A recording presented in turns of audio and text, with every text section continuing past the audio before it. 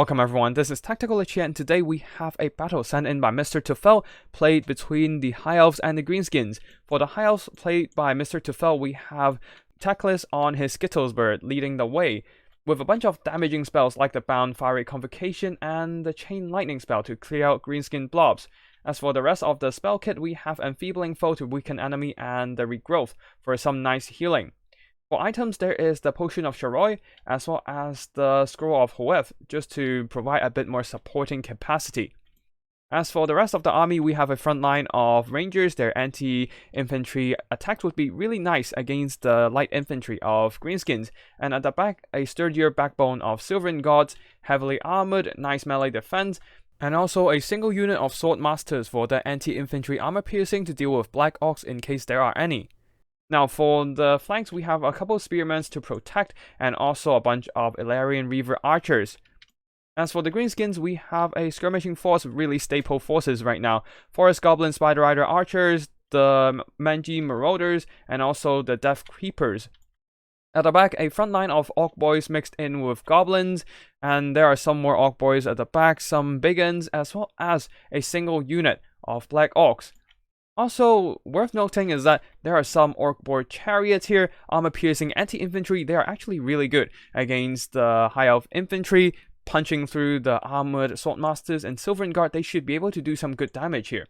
As for the leadership, we have two Gobbles. One of the mightiest Gobbles, Scar Snake himself, with his squeaky companion. And then we have the Night Goblin Shaman, bring only Vindictive Glare for that sniping attempt. And yeah, that's basically it for the army builds. Now let's get the battle started. With both armies having dedicated skirmish cavalry, they'll be starting the battle with a bit of poking action between all these skirmishers. Of course, the Greenskin cavalry has a little bit shorter range in terms of firepower, so the Illyrian Reaver archers would be able to kite them out pretty effectively, chipping away the health of the Manji's Marauders, and prevent them to use too much of the armor-piercing shots to inflict damage on expensive units like the Swordmasters or Teclis on his giant Rainbow Bird. Anyways, the Greenskin skirmish cav would be capturing the attention of the High Elf Reaver archers, while the rest of the Greenskin armies would be pushing forward. The Manji Marauder, due to their light armor and low hit points, they just kind of take quite a significant damage throughout the process, so they really should be pulling back right now and let the Forest Goblin Spider Rider archers to do the trade. Now let us fast forward a bit as the army marches on and take quite some time before they get into combat. Now with the Rangers charging into Gobbles and then the Orc Boys from behind charging in, these Rangers, lightly armored, they would be doing great in damaging enemy units, but they themselves would take massive damage throughout the process. You can see that these Rangers are already taking significant damage, and the rest will also follow suit. Teclis, seeing a blob, attempted to cast a Fiery Convocation, but for some reason cancelled, and we're now switching the target to another blob of Greenskin troops.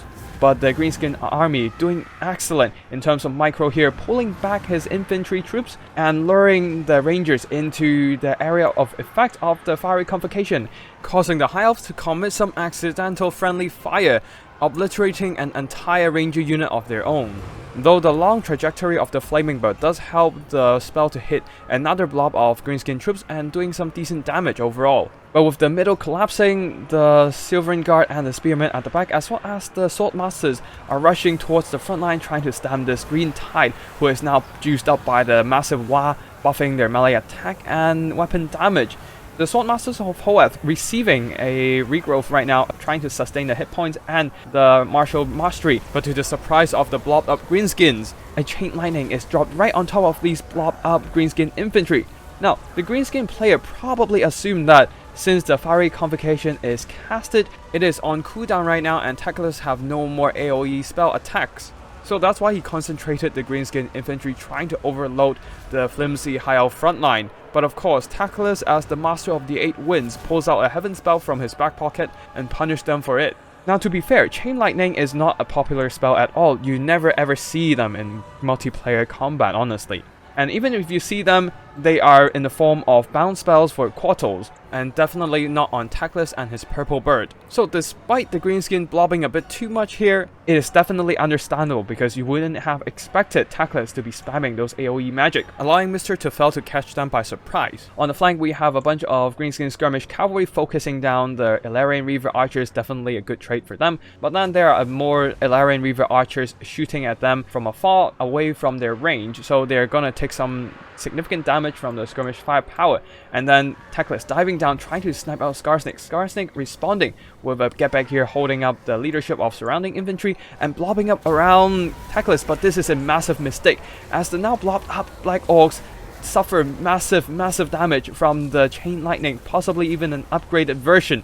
And now from around 1/3 of HP, they're all the way down to about 1000 health, and leadership wavering as well. A brilliant play by Mr. Tefel there, dropping in a menacing single entity, that is Teclis on his bird, forcing enemy to respond by blobbing up, and then blast away the blob with a devastating AOE spell. And with the successful spell cast, Teclis bailed from that engagement, now going after the Boar Chariots, hoping to save the Swordmasters who are barely clinging onto their life. And as for the rest of the High Elf forces, it's all about the skirmishing cavalry now. No more spears, they are basically routed. There are some rangers scattered on the corner of the battlefield, but honestly, let's not count them in because they're not going to hold for long in leadership. So it all comes down to the Reaver support, but it seems that they're too busy dancing with the greenskin skirmishers. So Teclis will have to be holding this center of pocket of combat, trying to fight through all these Orc Biggins, Orc Boys, and all these greenskin melee units. But the good news is Skarsnik has taken massive damage from the combination of the Teclis charges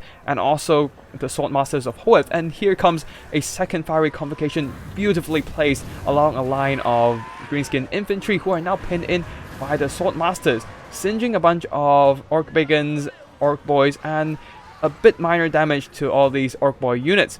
Combined with the Arcane Phoenix attacks, it is enough to rout off these Biggins and Orc Boys. Teclis will be just breaking this entire pocket of greenskin troops chasing off Skarsnik, while the rest of the greenskin infantry would try to hold their position, setting up a formation to repel the greenskin skirmish cav while the skirmishers chip away their health. As the Goblin Shaman taking aim at Teclis, hoping to snipe him down with a bunch of Vindictive Glare spamming. And at this point, balance of power is still against the High Elves right now, as the greenskins still have so many forces left on the field. But the problem is, Teclis is still alive and on his terror-causing Arcane Phoenix mount.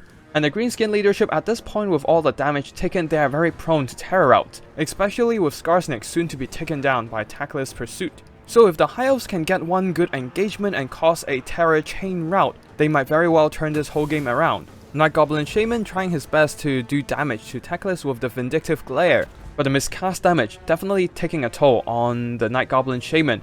And with the greenskins now lacking any tools to stop flying monster dive bombing, Teclis simply dives in, gets a regrowth for himself, slowly pulling back that balance of power as he finishes off the poor Night Goblin Shaman. Now every single unit of greenskins surrounding him is getting terror routed. And suddenly a massive break on the greenskin forces, no longer holding up their leadership, not even the more elite Orc Biggins, and every single unit of greenskins on the field right now is either wavering or just simply routing. At this point, the greenskins simply have no tools to stabilize the leadership, so despite the balance of power being against their favor, the High Elves were actually able to make a comeback. Now we're at the post-battle screen here. Big thanks to Mr. Tefel for sending in this replay, and that was some brilliant play on Teclis. You can see here that the entire Order of Lawmaster army here didn't really do too much damage here. That's because most of the heavy lifting were done by Teclis himself. 223 kills, almost 4,800 worth of damage value. That is almost 40% of the entire army killed by himself.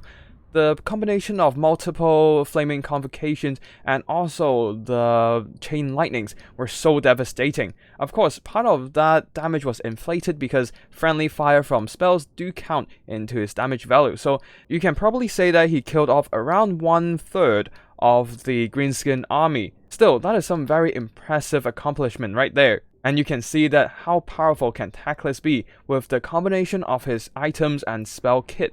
especially with the Potion of Sharoi. A bunch of additional healing also providing that damage resistance allow him to mitigate a lot of damage from Skarsnik, only doing 1100 gold worth of damage against Teclis. Even with the anti-large armor piercing, that's because the Arcane Phoenix does have that physical resistance and there's some extra ward save from other abilities from Teclis, accumulating enough advantage that they were able to turn the Arcane Phoenix versus Skarsnik engagement around, making it actually favorable for Teclis and his pet. As for the rest of the Greenskin army here, the Night Goblin Shaman did some nasty damage with those Vindictive Glare shots, ignoring the physical resistance on the Arcane Phoenix, while the rest of the Greenskin infantry really not doing much here, as they do not have the best target to engage after devastated by a bunch of area of effect spells, especially the Black Orcs here getting hit by 2 chain lightnings. Yeah, their performance is as bad as some of these goblins. As for the Orc-Boar Chariots, they did some okay damage due to their armor-piercing anti-infantry nature, and also their heavy mass pulling through a bunch of poor lightweight elfin infantry. They are certainly not a weak unit, while the skirmish cavalry challenging the elfin units to skirmish fire is not exactly their forte here. Being outranged by their opponent, they took some casualties throughout the engagement and also got hit in melee combat as well. Only really the Manji Marauders with their armor-piercing fire and pretty accurate shots as well, earning back quite a bit of value, but that's basically it. And yeah, that's all for today's video. I hope you enjoyed it. If you do and want to see more, be sure to hit the subscribe button down below to get notified when I upload new videos, which will include more battle replays like this one, wild meme army builds, and also tips and strategies for Total War Warhammer multiplayer. And if you have any replays you want to share, feel free to drop by my Discord or send me an email with the replay file attached. I'll be sure to check them out. And yeah, that's it for today. Thank you for watching, and I'll see you in the next one. Tactical Lich, signing out.